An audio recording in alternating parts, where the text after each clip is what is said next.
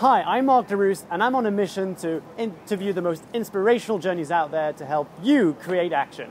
I'm going to catch up at Gym Box today with Daniel Terry, the World Muay Thai Council MAD European Champion, to see what he has to say about taking action. Daniel, thank you for joining us today. Glad to be here. Really appreciate it. I'm Yeah. always curious to find out, the person behind the person. And Okay. I read your biography. Okay. You started martial arts at a really young age, 9, Yep. I think it was, of karate, and you built your way up. Mm-hmm. How did you find out that martial arts was your passion and that you wanted to make it your life? To be honest, I was a kind of scrappy kid. Used to get into bits and bobs when I was at school. I was kind of hyperactive. I was generally pretty good at sports, especially the kind of explosive sports. I used to sprint. Both my parents used to sprint, although my dad is not a sportsman at all. For some weird reason, he was just the fastest in his school. But my mum, she was an athlete, she was a sprinter. Yeah. And I took that sort of explosivity from more my mum, but I suppose from the two of them. But there must have been a stage where, maybe you had the pressure of following a career or maybe going into a specific work direction, and maybe someone was telling you, oh, but you can't make a living out of fighting. Or Yeah. Yeah. When was that kind of... Yeah, I mean, pretty early on, I realised that there pretty much seems to not be that much money in martial arts. And for me, it wasn't about the money.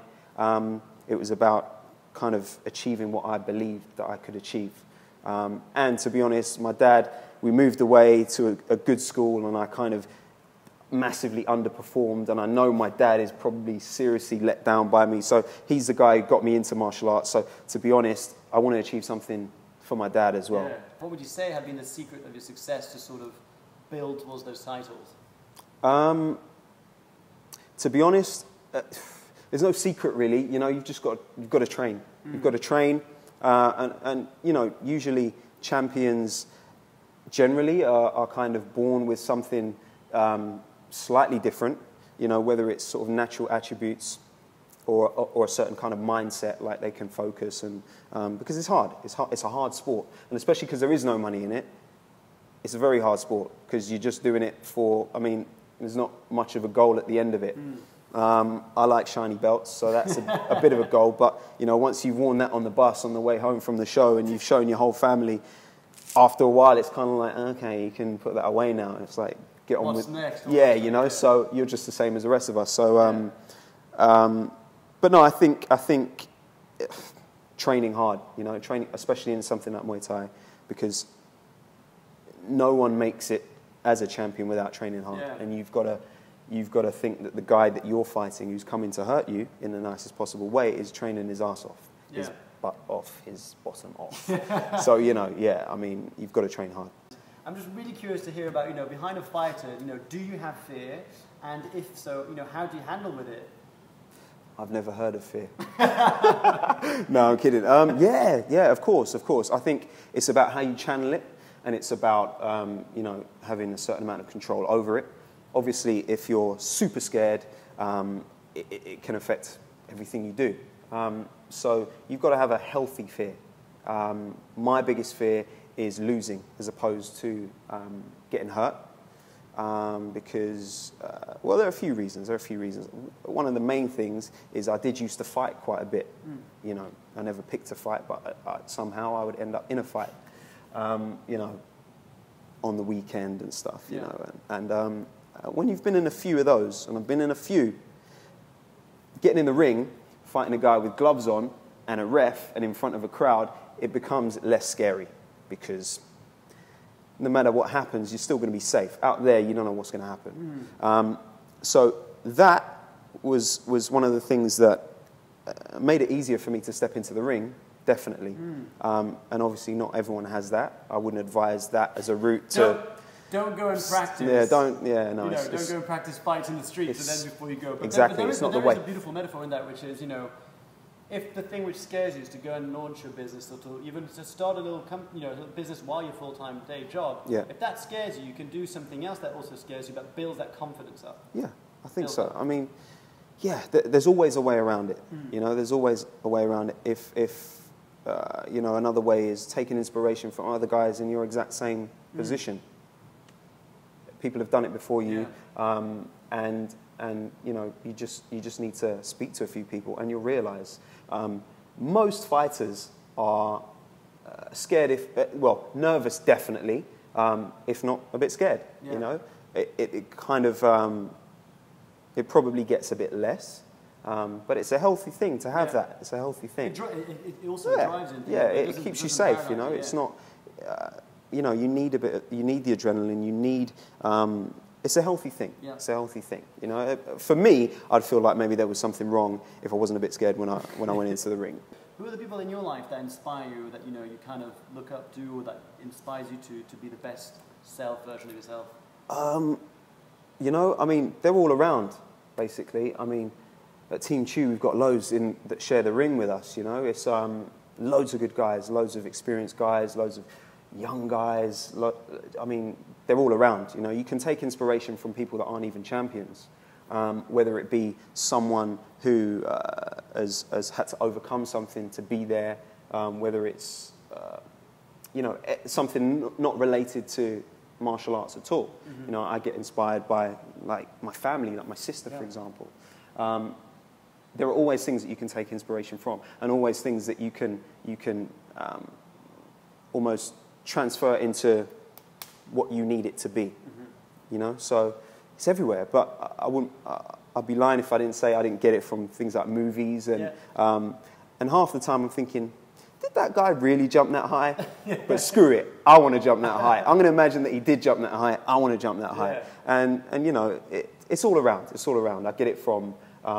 Things that I see. I watch YouTube a lot, and obviously watch a lot of top fighters, and that's what you try and emulate. And I mean, they're the best at it. You know. And you're probably wondering, why the hell I've got a T-shirt with a cute little dragon that says "Heavy Dragon." Well, I thought it's because you knew I was half Welsh, and you were like, "Yeah, this is a Welsh dragon." I'm half Welsh, so that makes us. You know, there you go. There you go. But I wrote a very short ebook about heavy dragons, and just to give you a bit of a breakdown, because back in the medieval days, people used to draw maps, and the areas that they were scared to go to, or the areas that they did not know about, they would write heavy dragon, or they would draw sort of medieval snakes and serpents and all this stuff to try and stay away from those areas. Yeah. And what I noticed is that there's some areas in our lives that we've marked as heavy dragons that we're scared to go. So it might be a fear of stepping in the ring, it might be a fear of launching your business, it might be a fear of putting yourself out there in the world, right? So the areas of heavy dragons, what are the areas in your life where you're scared to go? Ooh.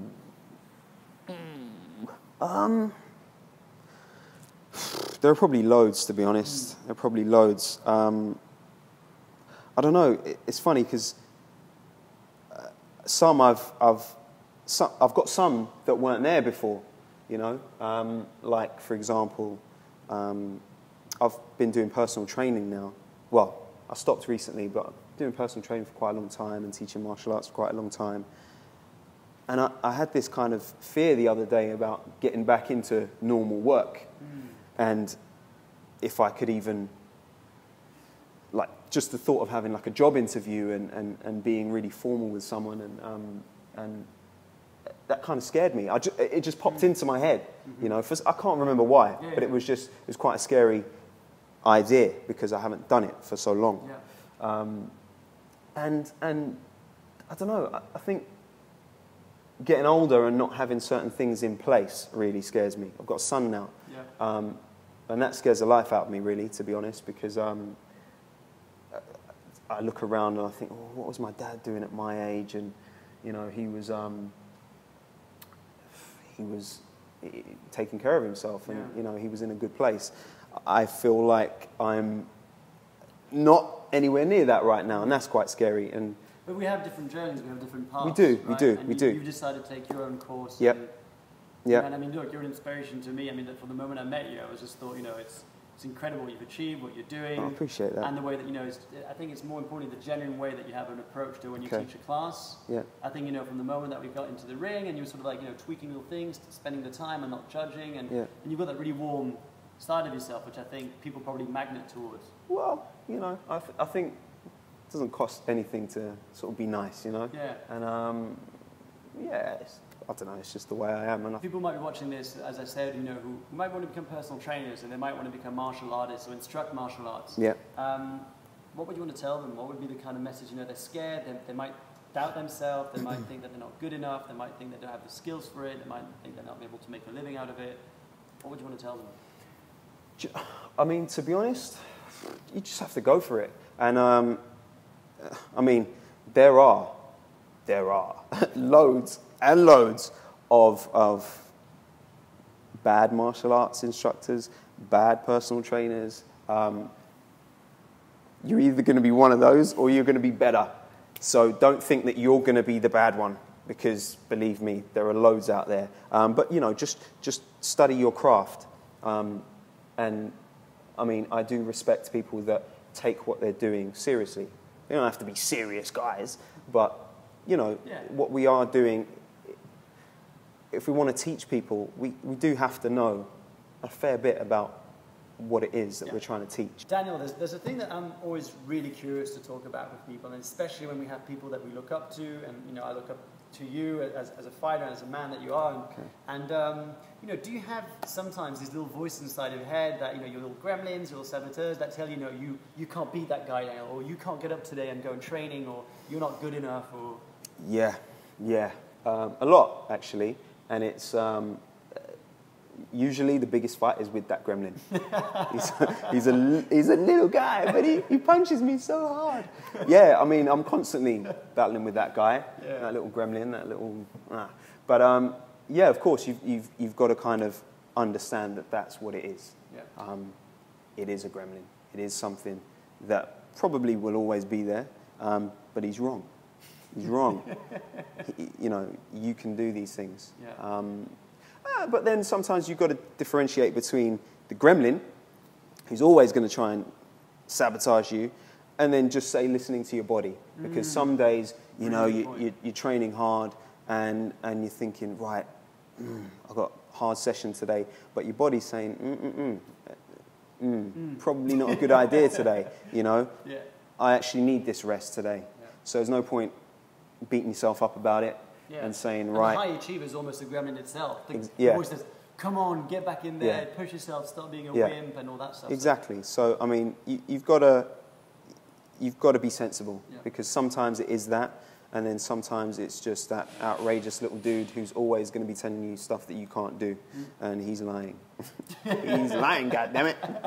You know, and speaking of that little voice, you know, people dream to become sponsored. Yeah. You know, I know people who their dream is to become a sponsored athlete. Yeah. And the day it happens, it's like a dream come true. And you've got some awesome sponsors backing you up. Yeah, they're pretty cool. So tell us a bit more about, you know, how did you go about it, and why are those values of those sponsors important to you? Yeah, I mean, obviously, it helps massively, you know, because unless you're, I don't know, Premier League football player, there are a lot of sports that don't give you any money. Yeah. So these things help us to live and achieve certain things, and it's a massive help. I'm sponsored by Icon Nutrition and Blueberry Nutrition, and they help massively in terms of with my supplements and advice and with my diet plans, and they're always there for me in terms of anything I need. And that makes a big difference. It does. It does. Life on the journey, It does. Yeah, it really does. So you know, I'd like to thank them, Icon Nutrition and Blueberry. Yeah, I mean, it's... Oh, also, Magda Zon Tattoo as well. I've seen the ink, I've seen it. She looks awesome, dude. She's super cool. Yeah. Where can we find her? Where can people go and people can find Magda at Evil from the Needle in Camden. Yeah. And she's amazing. She does really amazing work, and I'm really happy to have her as a sponsor as well. Yeah. And yeah, I mean, I couldn't do it without the sponsors, really, or it'd be really difficult without the sponsors. It really does make a huge difference. And did you approach them, or did they approach you? I approached them. Yeah, I approached them. Yeah, you've got to be, because that's the thing, especially with something like Muay Thai, kickboxing. It's not televised that much. It's not like, you know, as a European champ or as a British champ, you're going to be like a household name or anything like that. You know, unfortunately, that's not yet. Exactly, working on that. So yeah, I mean, basically, I saw that Icon Nutrition were sponsoring athletes, and basically, if you think that they would be interested in sponsoring you, to get in touch. So I checked out some of the athletes that they were sponsoring, and I basically applied, really. Yeah. And they got back to me straight away, very interested, and we had a long conversation. And they're really, really cool guys. They're based up in the north of England, and they're really good at what they do. And yeah, we after a long conversation, we kind of decided that we could work together, and they helped me out, and it's really good to have them as my sponsor. Yeah, and you're also part of Team Tieu.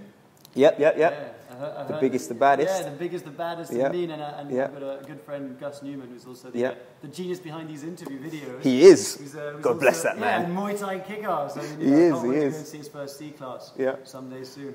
And you train at gym box, is that correct? I do, yeah. You teach as well at gym box? Yeah, I train. I kind of bounce around the gym boxes, and I'm over at Holborn quite a bit. I teach at Farringdon, 12:10 on a Tuesday. And yeah, I'm practically here. Brilliant.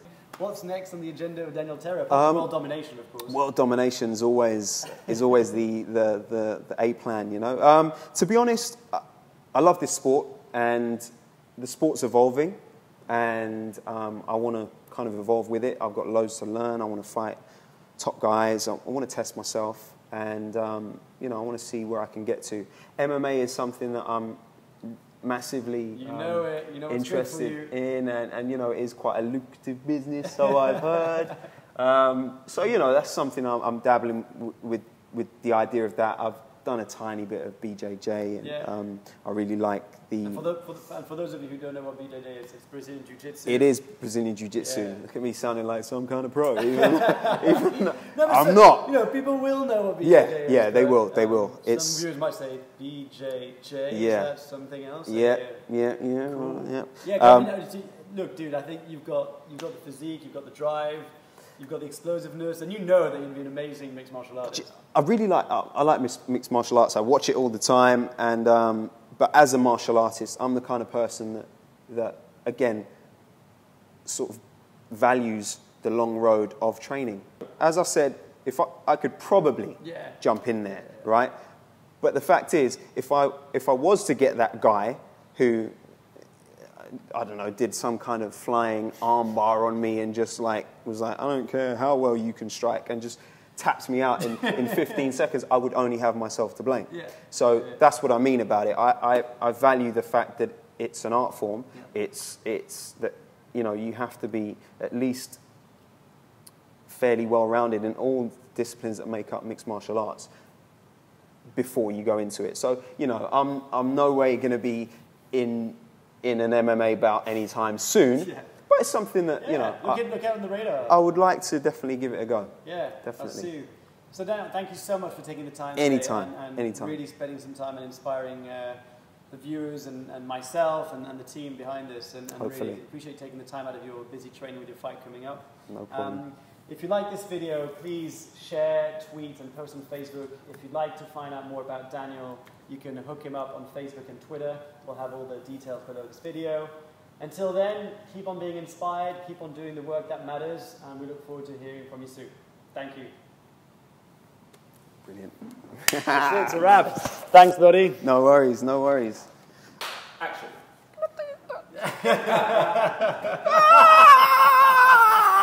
Shit. See the pressure. Oh, man. Okay. All right.